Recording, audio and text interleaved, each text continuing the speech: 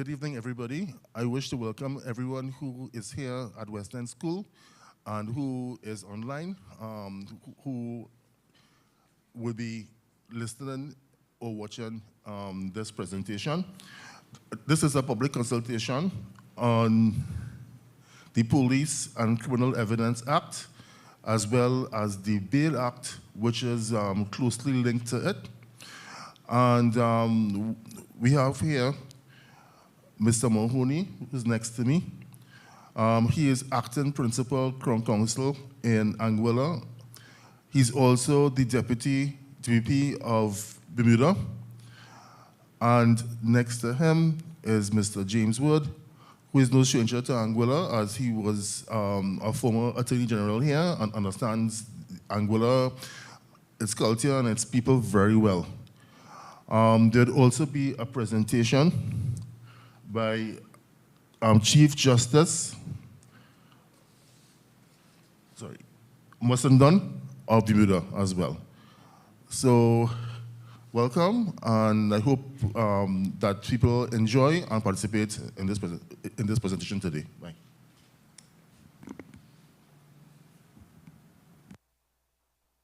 It's a pleasure to be invited to speak about the history and the background of the PACE Act that we have in Bermuda.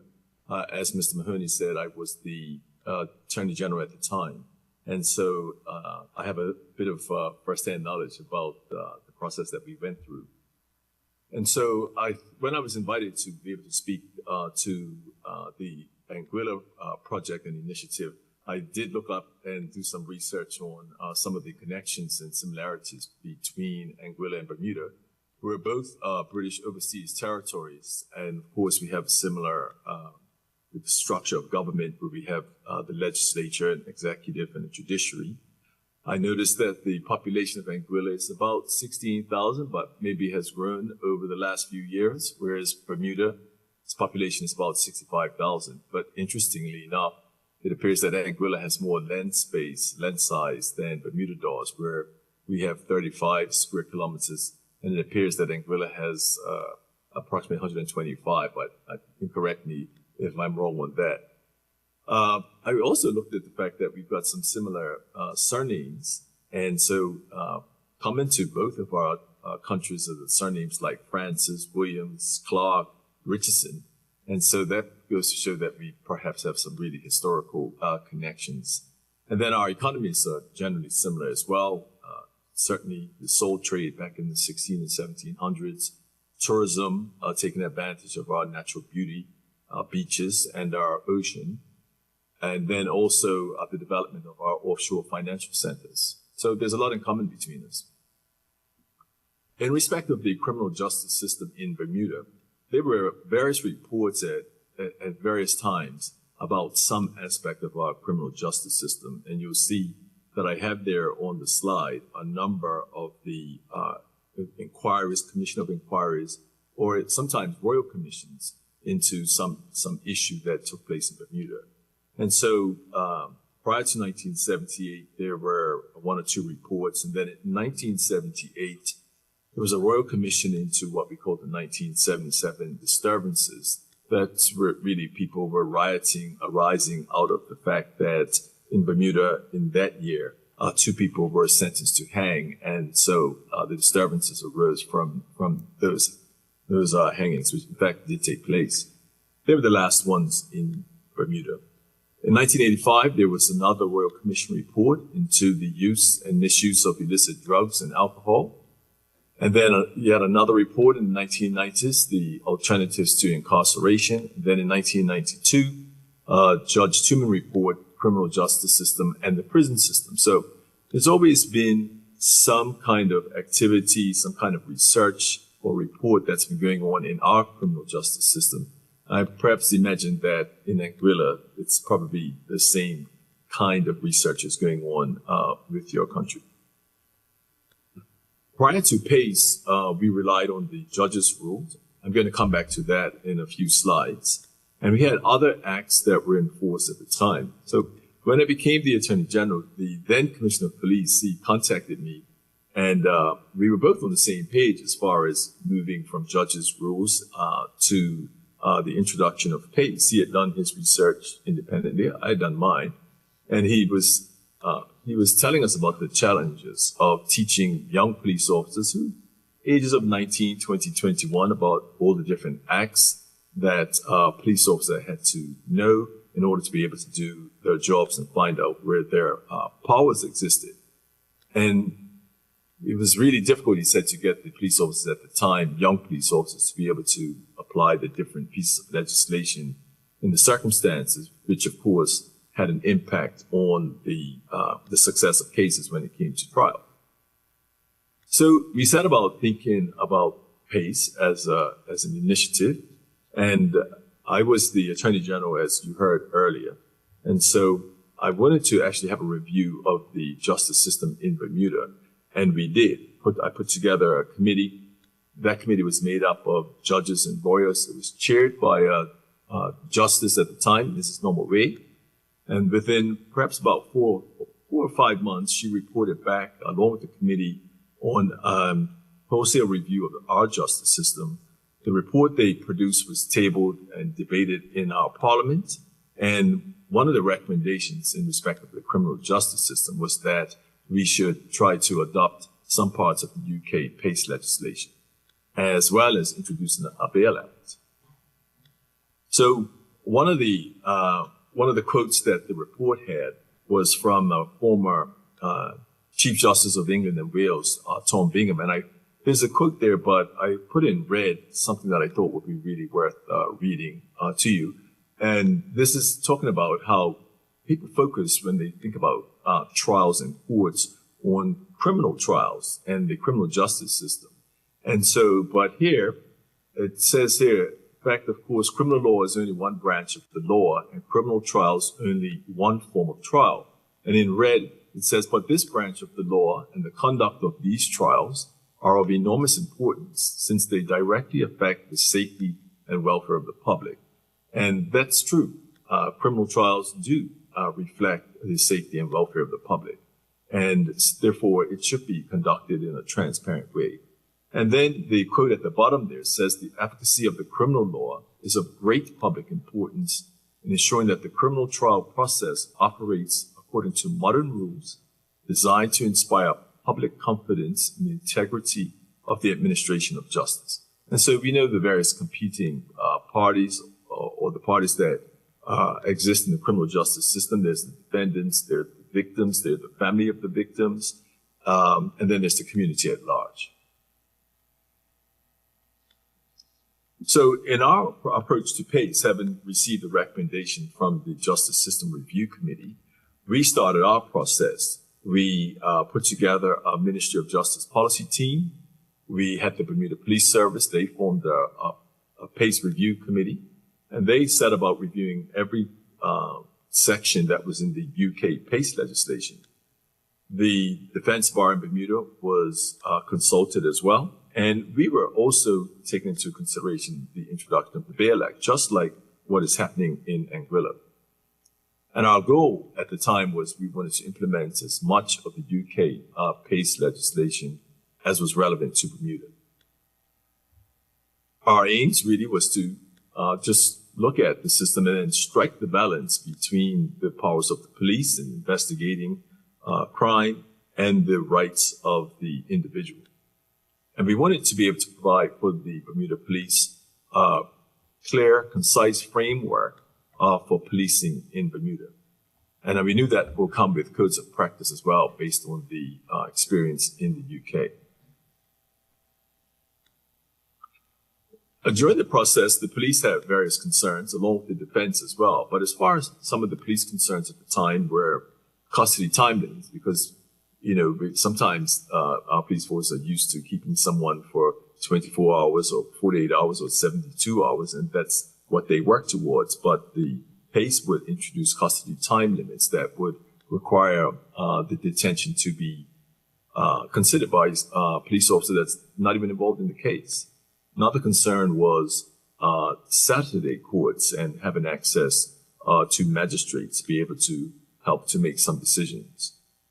And then there was the issue about introducing adverse or including adverse inferences in the systems in PACE, and that would have chipped away at the right to silence. So that was a concern. And the Bermuda police actually wanted to have the adverse inferences. But of course, there were the defense concerns on the other side of the coin. They were interested in the custody time limits. They certainly were not for the introduction of adverse inferences, as I said, which would have chipped away at the right to silence. And in the end, our legislation did not include adverse inferences. And so that might be something that at some point might be revisited, but at the time, it was not included. That is adverse inferences. But they were interested in the provisions that allow for the exclusion of evidence, and in particular on confessions, as well as for other evidence when it comes to the fairness of the proceedings. So I've had a look at the Anguilla bill, and I've compared it to the Bermuda Act, and I see that the Anguilla bill is modeled on the Bermuda Act, and in fact, our act was modeled on the UK Act, and the various parts are there, and that covers everything from the powers to stop and search right down to evidence in the courts. And so one particular part is the detention and the conditions and duration of a suspect in custody. And in Bermuda, our Part 5, that is the detention, that has not been brought into force yet. So it's surprising because the Act is from 2006, but those particular provisions have not actually been brought into operation here in Bermuda yet. But there are some discussions underway because perhaps it is time to bring that part into operation. And in respect of Part 5, this came up in a Court of Appeal case, actually one that I appeared in the Court of Appeal. And the Court of Appeal did recognize that because we didn't have a code of practice that dealt with the detention and treatment and question of people in police custody, we actually had to refer to judges' rules. So there we were in 2006 trying to move away from judges' rules and modernize our criminal justice framework. And even in 2017, we had the Court of Appeal saying, well, we still have to refer to the judges' rules in order to see what the rights are of the police and the people in custody. But at this stage, as I said, there are discussions ongoing. There should be the modern codes introduced, and we need to step away from judges' rules. The other parts, 6 to 10, they are in the PACE Act. The PACE Act also includes both in our act and your bill, various schedules that set out various procedures as well. Schedule 1 is serious arrestable offenses, providing a list of what they are. Schedule 2, various orders that can be made by magistrates and how warrants can be issued. And then Schedule 3 was a preservation of some powers of arrest that existed previously. So, as I said earlier, different parts of the PACE Act could come into force at different times. And you'll see from 2006 when the bill first was enacted, and then different parts came into force over a period of time. You see some parts came into force in 2008, 2009, 2010, and even 2017. But still, some more to go. So I would encourage the Anguillan authorities to think about how you're going to roll it out, recognizing that you don't have to bring it all in at the same time because your police service would have to get up to speed on how they implement some of these provisions and some of the codes. So think about your rollout of the different pieces of the legislation. So our codes of practice, they are available in book form. They're supposed to be available at police stations. And we should have it available online as well. But there is in a book form, and it sets out those various things from stop and search in Code A down to Code F, where it's about the conduct by police officers of interviews. And so it's really a hefty suite of legislation that was brought to bear. Now, PACE went along with and supplemented a number of other acts that we had already, and some that were enacted after the introduction of PACE. So the Bail Act, that came into force in 2005. We had our criminal code, we had procedure rules, disclosure rules, and of course our Evidence Act, which had been in place for quite some time. And then other acts that you perhaps have in Anguilla already, your Proceeds of Crime Act, perhaps the Misuse of Drugs Act, Firearms Act. So there's a huge suite of laws that support the criminal justice system in both of our countries.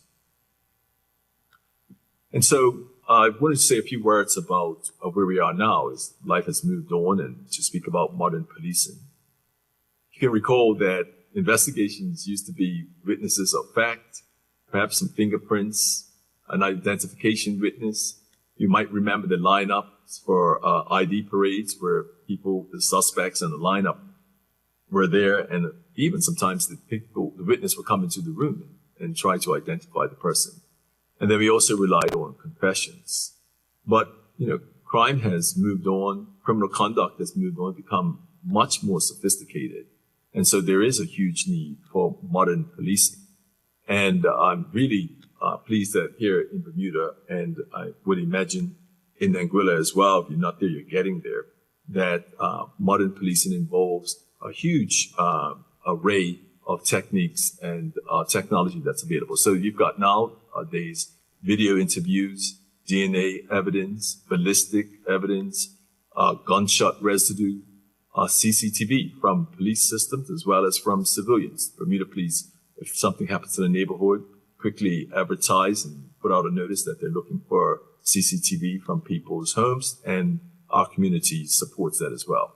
There's gate evidence. Mr. Mahoney knows about that. Evidence from social media, messaging, examination of devices, body cam footage, and digital ID parades, and even gang evidence. So life has moved on, criminal conduct has moved on, policing has to move on, and the legislation has got to be there to support these developments. And so in saying some words about PACE, I want to encourage the authorities in Anguilla, the police, the government, and also defense bar, prosecution lawyers, to be able to embrace the changes that are coming, embrace the use of PACE, embrace the whole suite of criminal legislation that you have available to you. It strengthens your legislation where you're seeking as an aim to balance the powers of the police as against the rights of the individual. In doing so, you can insist on high standards of policing. You can conduct your cases in the courts using PACE, and you can demonstrate to the people in Anguilla and in your country that there is such a high standard, that policing is serious, the protections are there, and that you are keeping up with modern policing. So I wish everyone all the best in your pursuit and in your PACE project and initiative. PACE, or Police and Criminal Evidence Act 1984, are the codes of practice that regulate police powers and protect public rights. It was brought in because of public and judicial criticism of police conduct during the 70s and 80s, fueled by high-profile miscarriages of justice and the 1981 Brixton riots. Issues such as coerced confessions, unreliable evidence, and disproportionate use of stop and search highlighted the need for change. Three main concepts were introduced: the notion of reasonable suspicion, the regulation of any use of force by the police, and the regulation of police behavior with regards to the collection of evidence. The PACE Act is broken down into codes, including stop and search, premises searching, including seizure of property, requirements for detention, including a suspect's rights, methods used by police to identify people in connection with investigations, and the keeping of accurate and reliable criminal records, audio and visual interviews with suspects, and the powers of arrest. Welcome to Cora Law, where we simplify UK law for you. Today we're diving into a crucial question. When is an arrest lawful? You might have seen police arrests on TV. But in reality, there are strict rules that must be followed. Under Section 24 of the Police and Criminal Evidence Act 1984, police can arrest if they have reasonable grounds to suspect someone has committed an offence. This means they need specific reasons, not just assumptions or stereotypes. But even with reasonable suspicion, an arrest must pass the necessity test. An arrest is only lawful if it's necessary for reasons like identifying the suspect or preventing harm. If the same goal can be achieved without arrest, then it's not lawful to arrest. When making an arrest, officers must inform you that you're under arrest and explain why clearly. They also need to caution you with the classic line about your right to remain silent. If these steps aren't followed, the arrest could be invalid, and anything said may not be used in court. Once arrested, you have key rights under PACE Code C, including the right to legal advice and to inform someone of your arrest. You also have the right to remain silent and to see the custody record. You must be told what offence you're suspected of and treated with dignity throughout the process. If an arrest is made without lawful grounds, it can be challenged in court as unlawful detention. Victims of unlawful arrest can claim damages, and evidence gathered may be excluded in court. Understanding lawful arrests is about balancing public safety with individual rights. Knowing your rights helps you stay calm and informed if you ever find yourself in that situation. Before 1984, policing in the UK was often a free-for-all, with many suspects facing unfair treatment and wrongful convictions. Then came a groundbreaking law, the Police and Criminal Evidence Act, or PACE, which transformed the landscape of modern policing.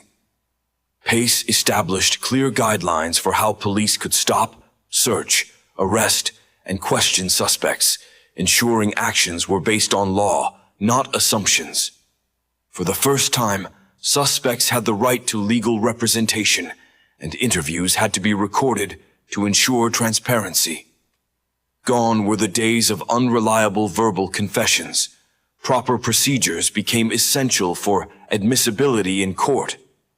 Under PACE, officers must balance their investigative powers with the responsibility to protect individual rights. The codes of practice from A to H help maintain this balance every day in policing. As technology evolved, so did PACE, adapting to tools like body cameras and digital evidence handling.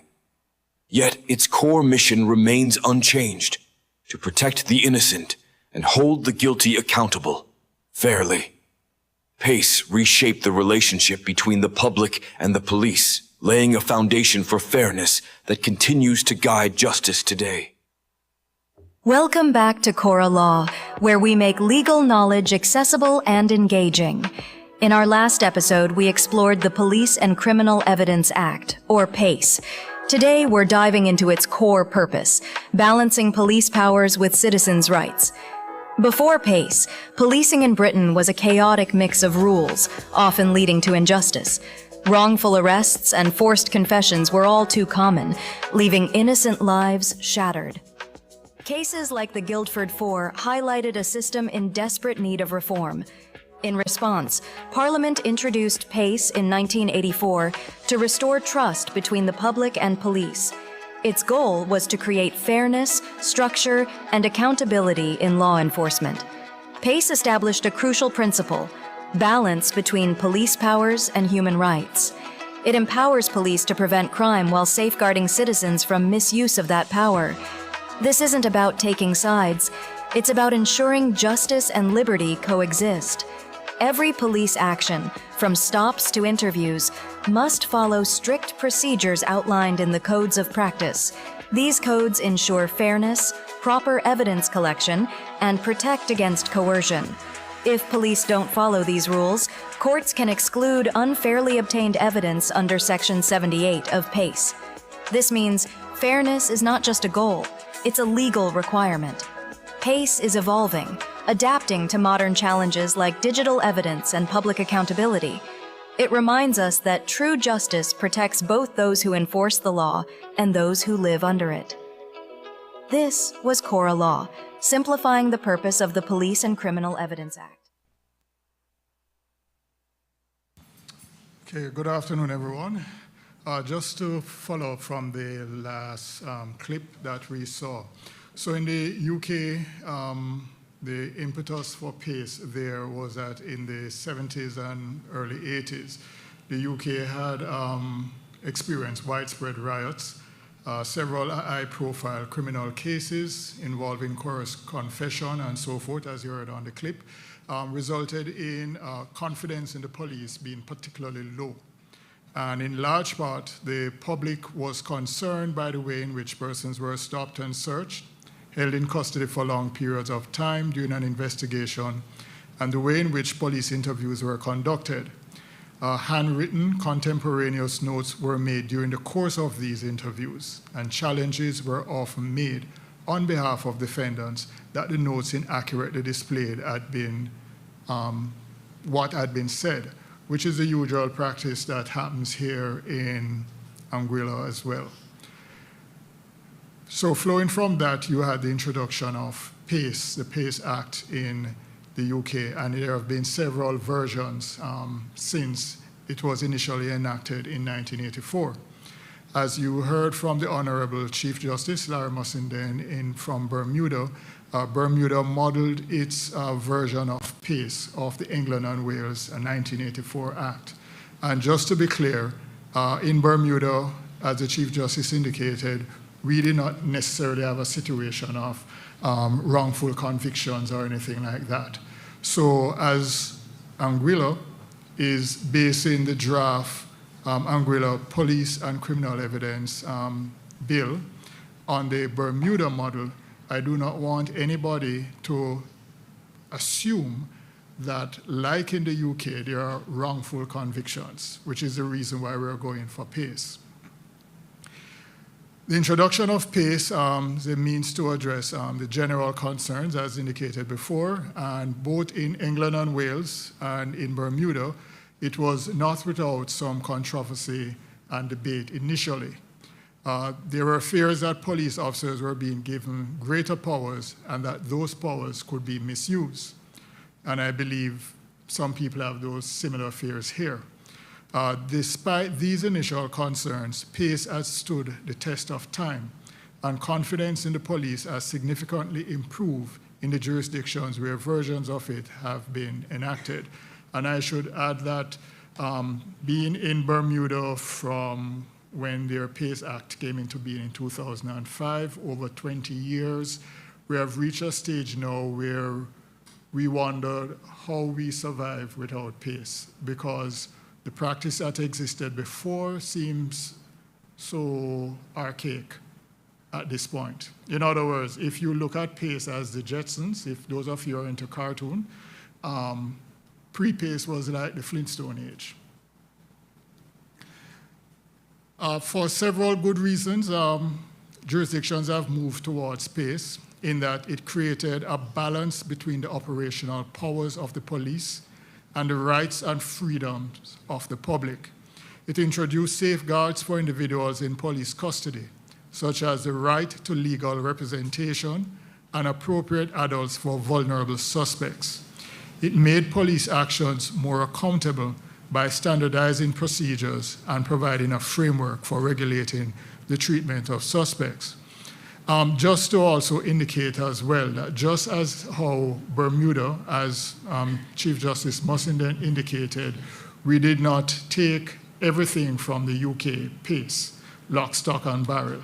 It was tweaked to accommodate Bermuda's peculiar circumstances. And as he had indicated, we did not include in our PACE adverse inference, where defendant choose to be silent.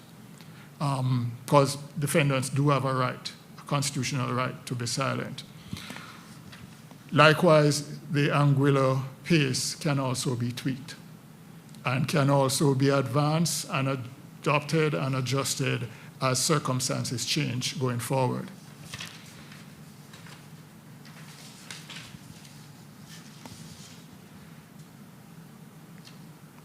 Now, the key part of PACE is fairness, and this is reflected in Clause 95 of the bill.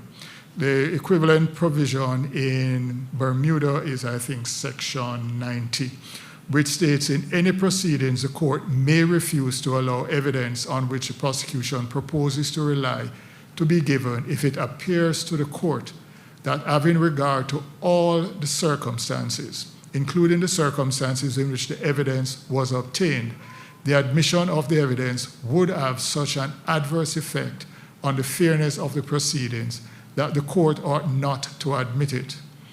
If the police act outside the powers provided by the Act or by the codes of practice, the trial court may exclude the evidence thereby obtained if it would have such an adverse effect on the fairness of the proceedings that the court ought not to admit it. So just to give you a brief overview of the key areas of the bill as well. Use of the terms arrestable offense and serious arrestable offense. These terms are defined in the bill, and in broad terms, an offense is an arrestable offense if on conviction for that offense, the person could receive a sentence of imprisonment for 3 months or more. A serious arrestable offense, on the other hand, is an offense that generally carries far more than 3 months imprisonment on conviction. These offenses, such as murder and rape, are listed in Clause 2 of the bill and within Schedule 1. Where a person is being investigated for a serious arrestable offense, specific criteria will apply to their detention at a police station. For example, some additional delay in the right to have someone notified of arrest may be permitted. Powers to stop and search. Police officers are permitted to stop and search persons and vehicles for stolen or prohibited articles, such as an offensive weapon. Importantly, the police officer may only do this if he has reasonable grounds for suspecting that he will find stolen or prohibited articles. And you will find that going through the Act, one of the key elements is reasonable grounds for suspecting. Powers of entry, search, and seizure. Entry and search by warrant. A magistrate may issue a warrant authorizing a police officer to enter and search premises if satisfied that there are reasonable grounds for suspecting that an indictable offense has been committed, that there is material on premises which is likely to be of substantial value, whether by itself or together with other material to the investigation of the offense, that the material is likely to be relevant evidence, that it does not consist of or include items subject to legal privilege, excluded material, or special procedure material, and that any of the special conditions specified in the Act applies in relation to each set of premises specified in the application. In this context, indictable offense means an offense which could be tried at the High Court. If a police officer finds or wants access to items subject to legal privilege, excluded material such as business records or special procedure material such as some journalistic material, specific rules apply and the court will have full control over the process. The bill includes safeguards concerning the way in which application for warrants are made to the court and for how warrants are executed. In regards to entry and search without warrant, in general terms, a police officer can enter and search any premises for the purpose of executing a warrant of arrest issued in connection with or arising out of an arrestable offense, of arresting a person for an arrestable offense, of recapturing any person who is or is deemed for any purpose to be unlawfully at large while liable to be detained in a prison, of recapturing any person who is unlawfully at large and whom he is pursuing, or of saving life or limb by preventing serious damage to property. A police officer can also enter and search any premises occupied or controlled by a person who is under arrest for an arrestable offense, subject to specific safeguards. In regards to seizure, where a police officer is lawfully on or in any premises, that police officer may seize anything that he has, again, reasonable grounds for suspecting has been obtained in consequence of the commission of an offense, is necessary to seize in order to prevent it being concealed, lost, damaged, altered, or destroyed, is evidence in relation to an offense which he is investigating or any other offense. This includes a power to require any information stored in any electronic form containing a computer and accessible from the premises to be produced in a form in which it can be taken away and in which it is visible and legible, or from which it can readily be produced in a visible and legible form. Makes provision for a custody officer. A custody officer must be appointed for each designated police station. That person must be at least of the rank of sergeant, and he or she will generally be responsible for all aspects of an arrested person's detention at the police station. They will be required to complete a custody record and ensure that all correct procedures are followed. And just to elaborate a bit on this, from my experience of PACE and how it operates in Bermuda, there's a lot of record keeping, a lot of forms to be filled out. There's a form when a suspect comes in, the suspect has to sign that their rights were, they're reminded of their rights, that whoever, if they wanted someone to be contacted, so forth, and they sign it. So it protects the suspect, and it also protects the police as well. And in fact, in some police station, you have in the main police station, in the custody area, there is actually a video recording everything that's happening there, for transparency's sake. In regards to police bail and detention, my colleague, Mr. Woods, will delve more deeply into that as it's closely related to the Bail Act. Searches and testing of arrested persons. An arrested person may, subject to strict controls, be searched and tested. If an officer of at least the rank of inspector authorizes it, a detained person may be searched or examined for the purpose of ascertaining whether he has any mark that would tend to identify him as a person involved in the commission of an offense. And this could include gang-related offense or mark meaning injury sustained during the commission of an offense, or for the purpose of facilitating the ascertainment of his identity.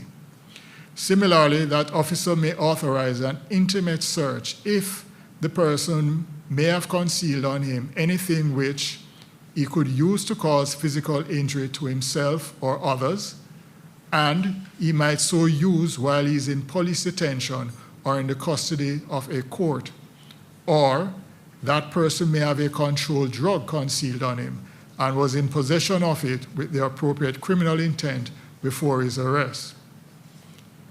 In certain circumstances, the officer, at least of the rank of inspector, may also order x-rays or ultrasound scans to be conducted on the person.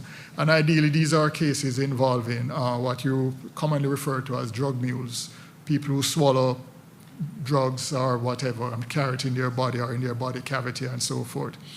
In certain circumstances, the following may also be carried out: fingerprint tests, impressions of footwear, the taking of intimate samples, the taking of non-intimate samples, the testing for the presence of controlled drugs, the photographing of the suspect. PACE also covers the preservation of rights. Importantly, the Act preserves specific rights for suspects, namely the right to remain silent, the right to have someone informed when arrested, the right of access to legal advice. A person who has been arrested must be informed of these rights as soon as he is brought to a police station.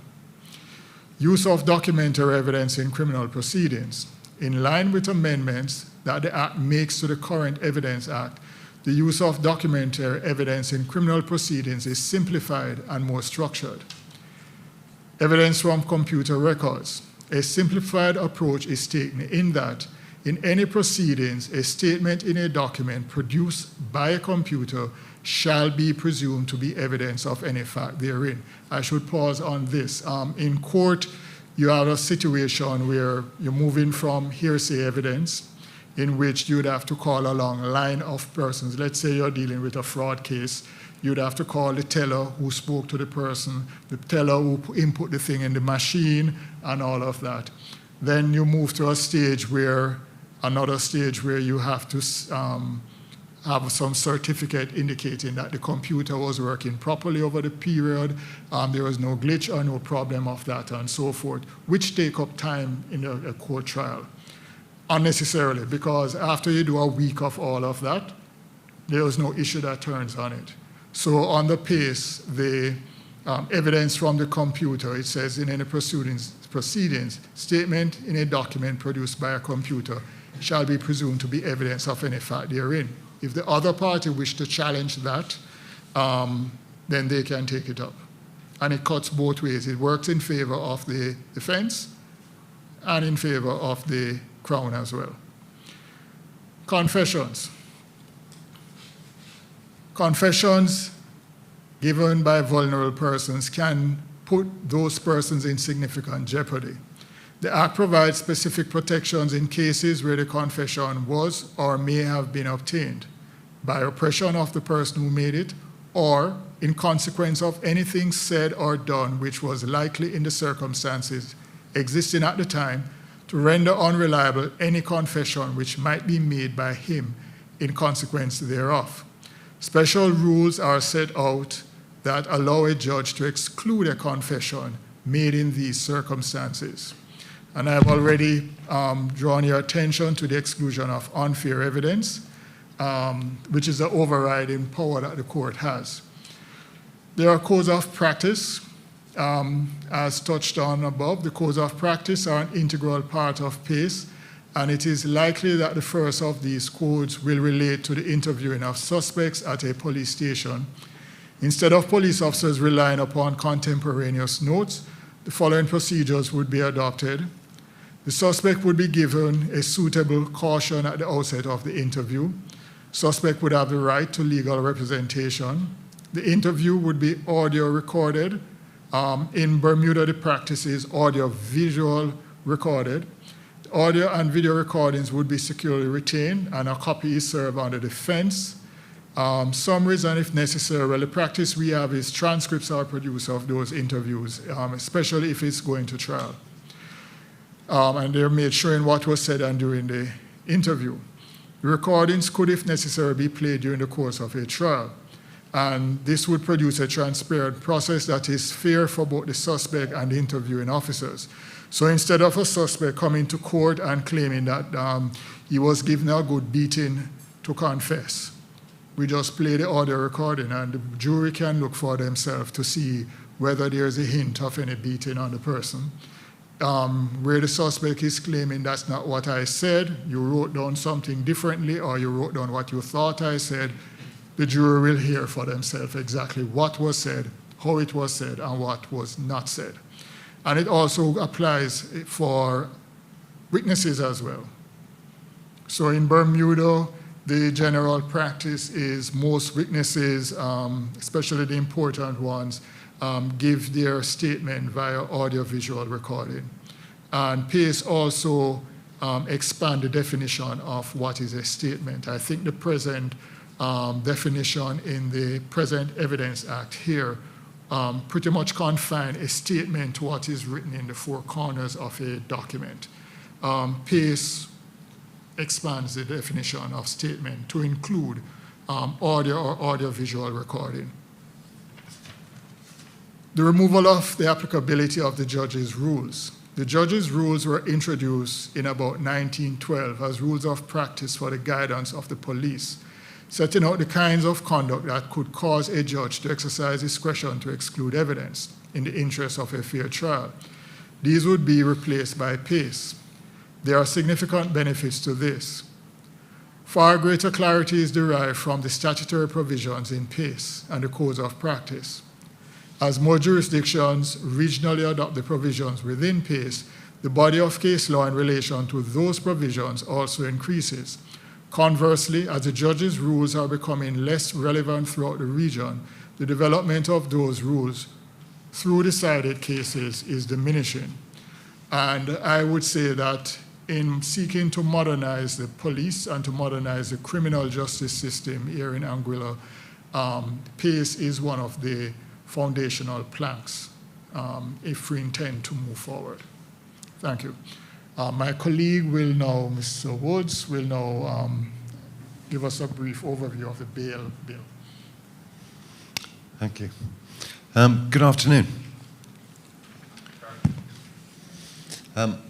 So, as has been said, particularly by the Chief Justice during the recorded message from yesterday, there's a close connection between bail and the Police and Criminal Evidence Act. And that's shown probably best by two examples. The first of which concerns police bail. Now, at the moment, the police officers are fairly limited in being able to grant bail to people. So usually it's only where a warrant has been issued by a magistrate's court which allows the person, after he's been recaptured on that warrant, to be then bailed by the police to go to the magistrate's court. So very limited circumstances. The new provisions expand that quite a lot. So they allow the police to bail a person to return to the police station. So if they have to make some further inquiries and they don't want to keep the person in custody very long, and the person is safe to bail to return, they can do that. They can bail a person to a court, and they can bail a person to return to the police station waiting advice from the Attorney General's chambers on the type of charge that the person should face. So there's a variety of different circumstances there. Now, in the last two of those circumstances, the police can put conditions on that bail.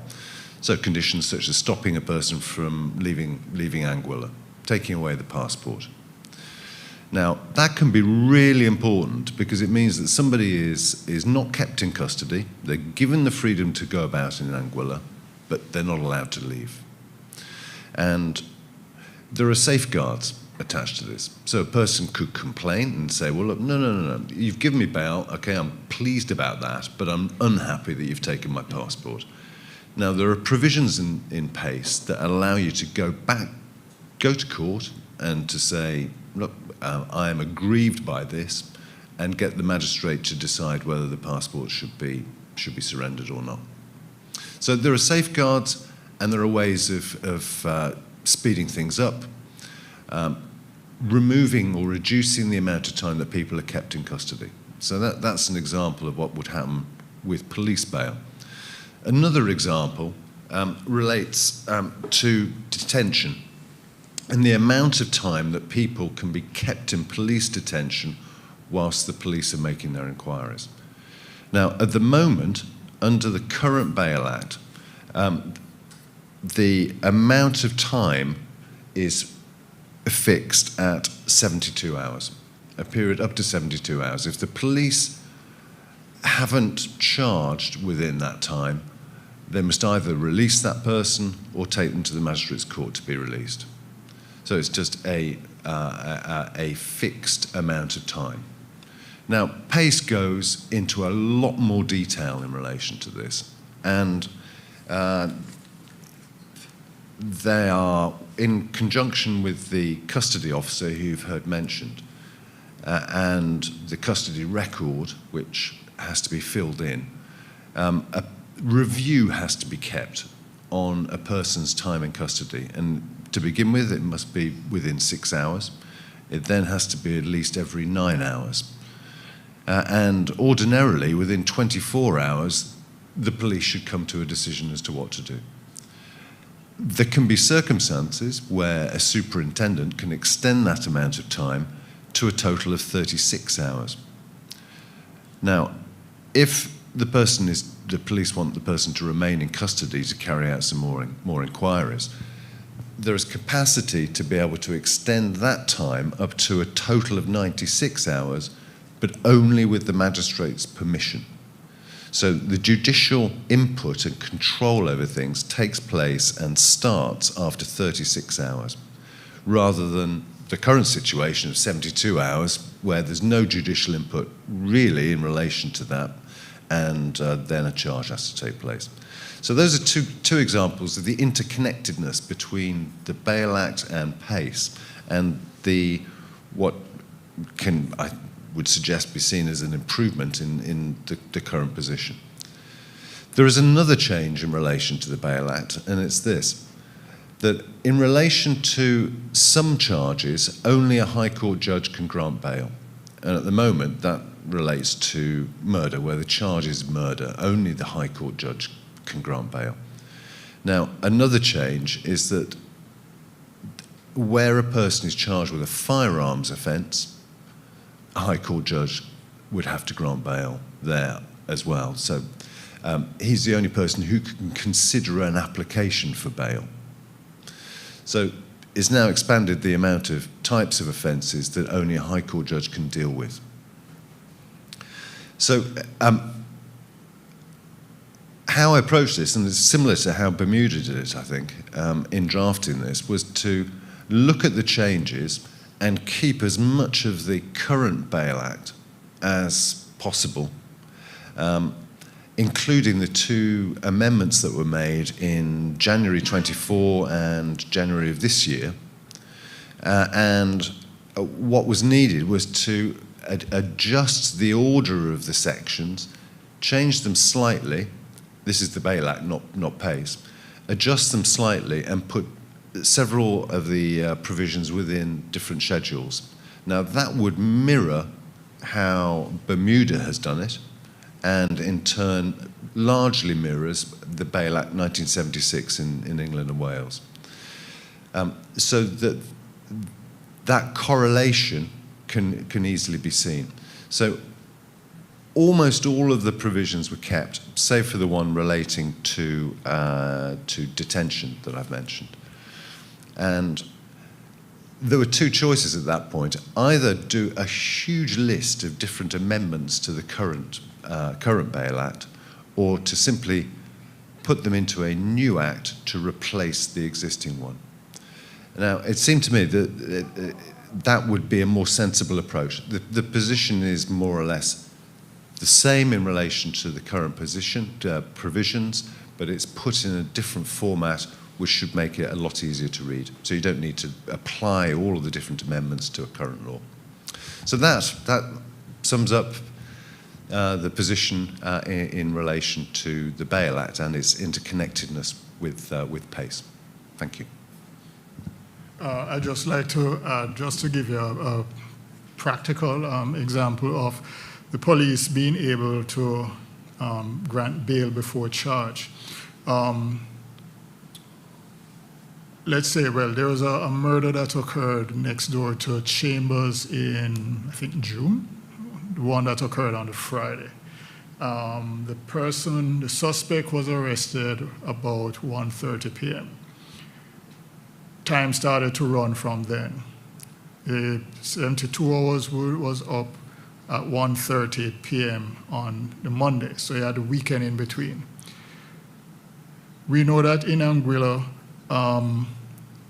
a lot of people are afraid to even come forward and so forth, for obvious reasons. You're known, you know the person, the place is small, and so forth.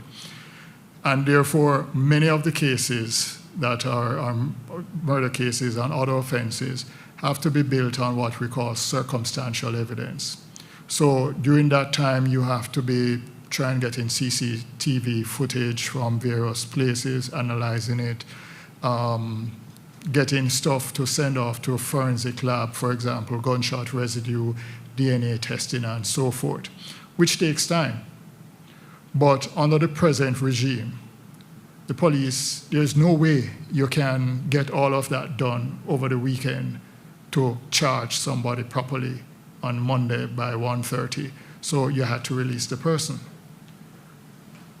And in so doing, the person is free to leave.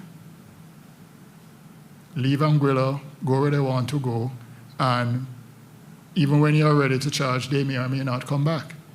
If the police has the power to grant bail, as Mr. Wood had indicated, they could grant bail with condition.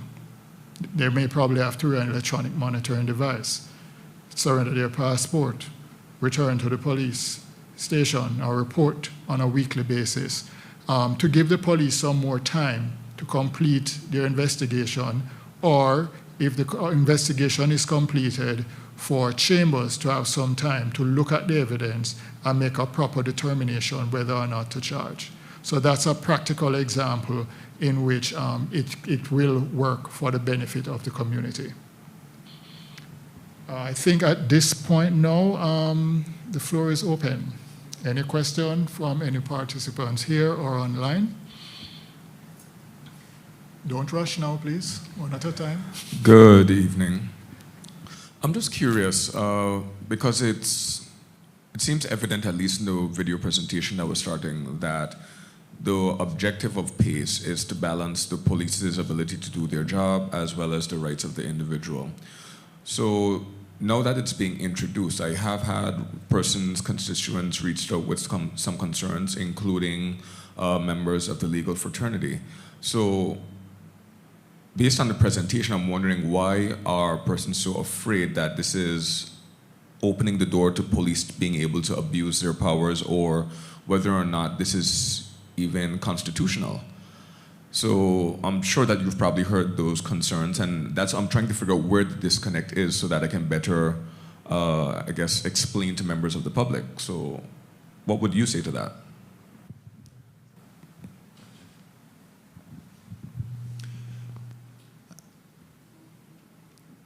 I think as was said earlier, when PACE was coming in Bermuda, and the same thing happened in England and Wales, people were concerned that police may be being put in a position where they've got additional powers and those powers could be abused. I remember I was at university back in 1984, and I remember PACE coming in, and when I was studying law, which was an enormous headache for me as well, because I had to study it and take exams on it, and this was very new at the time. And a lot of people were protesting and speaking out about it. And perhaps in part because of the sheer volume of different provisions which have, and the codification of the way in which the police could act. Now, I think the same position has been expressed in relation to Bermuda, that as time goes by, and the provisions are become more familiar and are more understood, those concerns start to fall away. But I can understand when something new and when something fairly complex is being brought in, that there are natural suspicions in relation to it, especially when it comes to giving police more powers.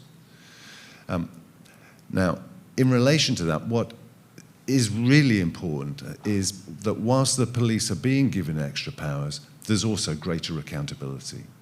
So you've heard about the custody record.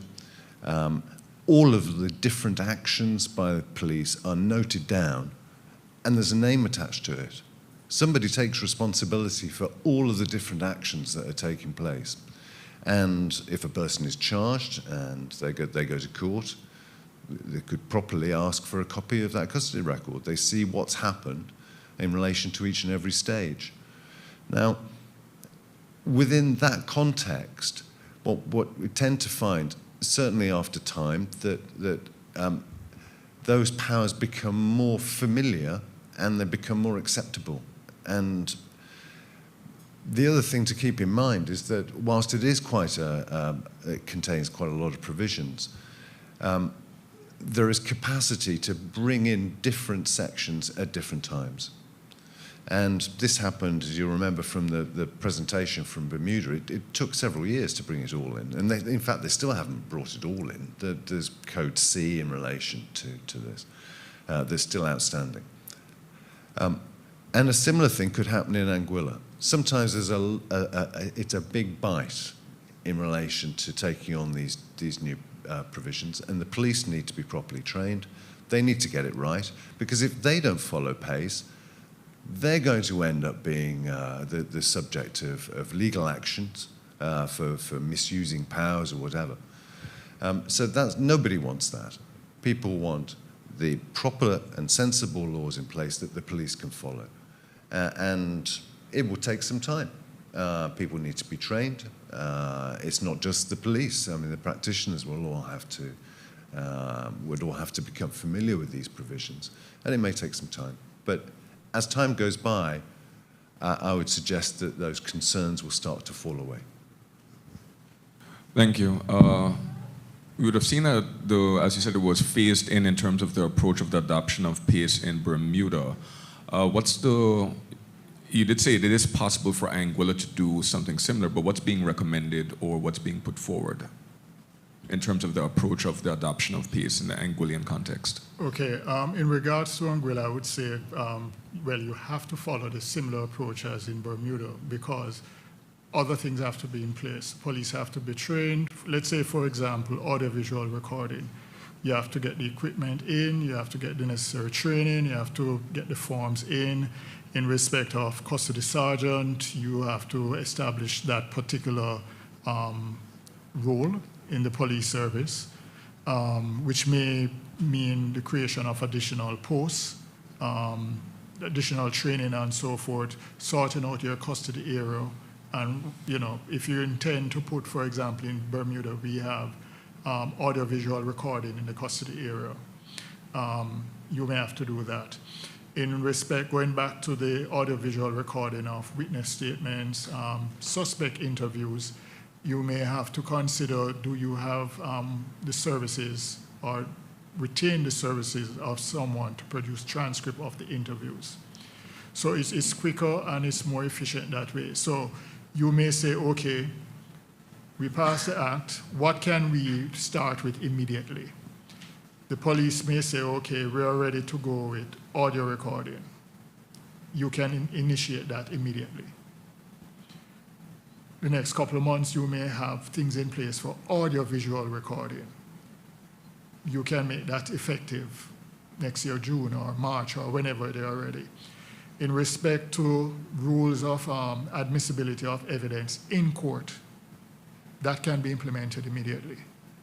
So you may say, okay, effective the 1st of January, the 2nd of January 2026, this is what it will be. So instead of you have a trial, instead of having to fly in whoever to say, well, the computer was working okay and all of that, the provision automatically comes in that there's a presumption that evidence produced from a computer is admissible. So it cut down the need to waste judicial time arguing about procedural gymnastics. Sorry to put it that way. And just to go back to your first question, when PACE was introduced in Bermuda, as a prosecutor, I was one of those who was wondering, why are we changing the wheel? Nothing is wrong with the wheel. But, and I guess that was my then boss forced me to be on the committee dealing with the bill and what have you. And therefore, I moved from skeptic to evangelist. And now, as I said to you, we all wonder how is it we existed without PACE. The final question that I'll ask before passing on the mic, and if anyone else has any other questions, you'd have noted that one of the reasons for the introduction of PACE was that they were finding it difficult to essentially train new police recruits, train new trainees. If we're changing the system and part of the issue is effective training, how does the adoption of a new system fix the fact that, how would we be more confident this time around that we'll be more capable of effective training as opposed to under the current regime? Okay. In regards to Bermuda, under the judge's rules, is a whole host of different cases, common law cases, all over the place. Then you had police powers being scattered among several different statutes and what have you. Under PACE, everything is subsumed under one act. So it was easier when you're training officers to say, well, look, this is what PACE is, this is what you need to focus on. You don't have to be running all over the place looking on this case, that case over there, blah, blah, blah, blah, blah. And remember, with the judge's rule, a case may come out tomorrow in a jurisdiction that applies it, that put on a different twist to something that you train the officer to say, well, this is how it will apply in this situation. So for consistency across the board, and you have PACE. PACE will assist in that way because it is one thing across the board. It standardizes everything. And there are the codes of practice as well, which assist. And I should say there is a particular, I can't remember the code, I think is it code D in Bermuda, which we're relying on a lot, especially when it comes to, there are a lot of shooting incidents and we have to be relying heavily on CCTV footage, where it assists us in how we can put things out in the public for persons to say, well, yes, I think I can recognize that person. And then when they come in, it guides us in the procedures to be adopted so that you have a fair recognition process that is recorded and is put before the jury in a trial. Rather than, you know, right now, we're all over the place with the common law. Well, thank you for being here, being in West End, to at least bring this to the people in West End. I know it's live streaming, but again, your presence here is appreciated. You talk about the training of the policemen. How long, what time span in Bermuda did it take for you to be confident that the police would train up to standard? I would be guessing at this point. I think it was, because there's a training school there, so I knew that we had instructors and so on from the UK who came and assist with the training of the officers, and also as prosecutors as well, we got some assistance in, because we have to guide the police, so we had to sit in on some of their training and come up to speed quickly. About, I would say, a year or so. It depends because, as I said, different provisions came into effect at different times. So let's say we're focusing on identification, like PROMAT, meaning identification period using photographs or things along that line. And the focus, the aim is for it to come online in 6 months. Then the training is focused on that. If the focus is, okay, we need to have audio video recording of suspects and witnesses online within the same 6 months, the training is focused on those. And then once those are in place, then it is expanded towards the next goal.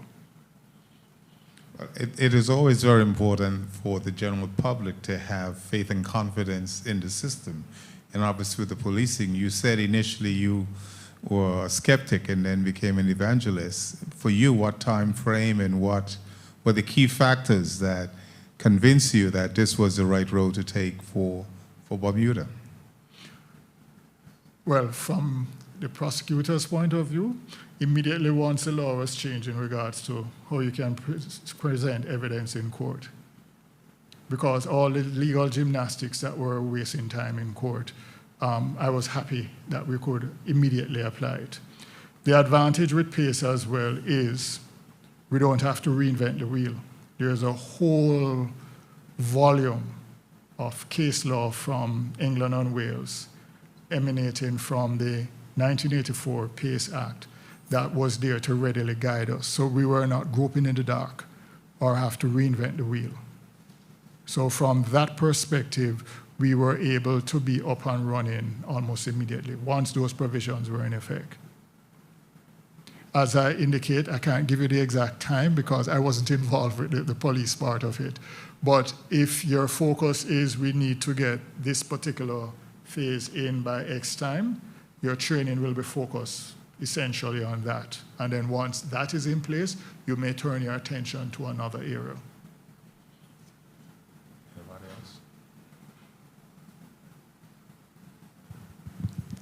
You would have mentioned firearm-related offenses, and a question that I get from the public a lot. We would have seen, at least it would have been put out there, that the penalties for firearm-related infractions would have been increased to include mandatory minimums. But we've seen a number of posts coming out from the police where we see persons have either been involved in offenses with firearms or possession of ammunition where they are then granted bail. Even in some other cases for egregious offenses, whether it's sexual offenses that persons are granted bail. The changes to the Bail Act, does this in any way address this? Or how do we go about restoring confidence in the public that persons found with firearms in particular, even though we know that they are innocent until found guilty, that they are not just allowed to go back into the community where they may have access to more guns and be able to carry out and perpetuate the same crimes? Yeah, I can't comment on previous instances and different cases because I'm not aware of the circumstances. But what I can say is that a single judge, a High Court judge dealing with all cases where somebody is charged with a firearms offence and dealing with bail, it shows the seriousness and significance of a firearms offence, and it is likely to maintain a consistency because there will be the single High Court judge dealing with it. So I don't know whether either of my colleagues want to add about that, anything to that, because they may have more experience. Okay, in regards to the different cases, bail depends on the circumstances of the case, and it comes down to the decision of the magistrate or the judge who is dealing with the application. And we may oppose it, we may object to it, and the judge, in their discretion, may grant bail. And as I said, it depends on the circumstances. For example, and I'm just making up something out of my head, someone is brought before the court, firearm found in a car, 6 people are in the car. How you determine who that firearm belonged to? And one person says, well, I just asked for a lift, and the next thing a police car pull up, and then here I am. Circumstances like those, now, the judge may think that in these circumstances, I believe bail is appropriate. As opposed to another situation now, police drive up to a car, one person in the car, the man comes out, he pulls a gun at the police pulls him to the ground and arrests him. That person may be remanded in custody. So it depends on the circumstances of the case, and it depends on the magistrate as well, and why they believe this person should be granted bail. My next question would be as it relates to the electronic evidence aspect of it. And this is just new to me, so I'm just asking for my own edification. When you say that documents now will be considered a true representation of the facts therein, I'm trying to understand what it actually means in terms of how do you interpret it when you say that? Because we see, especially in the advent of AI and the way that we can create things, when we think of CCTV footage and the reality that deepfakes are only going to become better and better, how do we take that into consideration in terms of how we approach evidence and what might actually be fact or not? Okay, I'm trying to understand the question. I think I kind of grasp it. You mean the definition of a statement? I think you would have mentioned something about the document. What's contained in the document will be considered to be fact there within.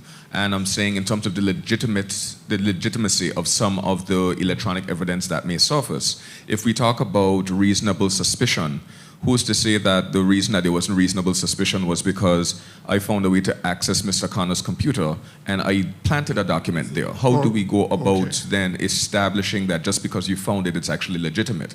In the case of video evidence, footage like CCTV, that the video itself has not been something that was generated by AI or something that was actually tampered with, even though the computer itself may be functional and working well.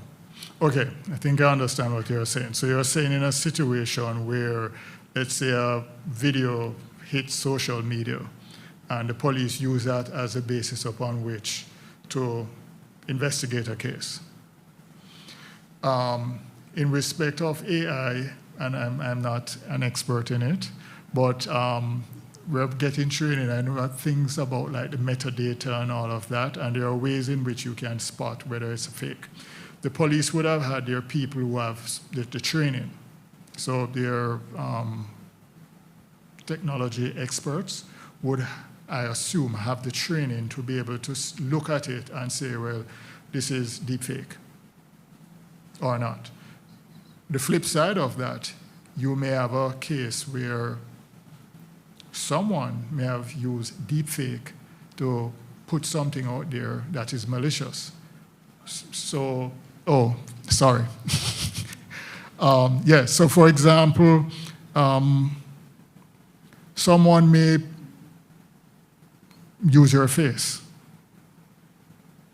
showing you stealing something when it was not you. But that is an offense for that person to have done in terms of the cyber offenses, right?